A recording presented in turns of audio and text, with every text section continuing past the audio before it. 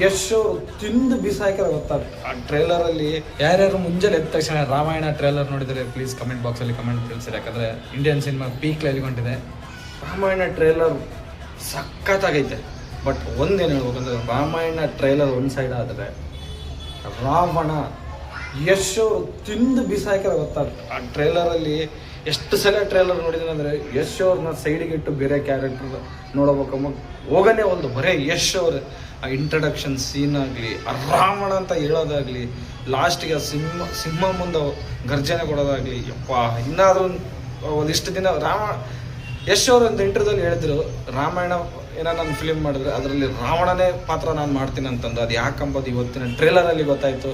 ಯಾರ್ಯಾರಿಗೆ ಯಶ್ ಅವರ ಈ ಇಂಟ್ರಡಕ್ಷನ್ ಆ್ಯಂಡ್ ರಾವಣ ಪಾತ್ರ ಇಷ್ಟ ಆಯಿತು ಆ್ಯಂಡ್ ಅವ್ರ ಲುಕ್ ನಿಮಗೆ ಎಷ್ಟು ಇಷ್ಟ ಆಯಿತು ಮತ್ತು ಕಮೆಂಟ್ ಬಾಕ್ಸಲ್ಲಿ ಹೇಳಿ. ಆ್ಯಂಡ್ ಫಾಲೋ ಮಾಡಿ ಪೇಜ್ನ. ಈ ಥರ ವೀಡಿಯೋಸ್ಗಳು ಮತ್ತೆ ಬರ್ತಾ ಇರ್ತವೆ.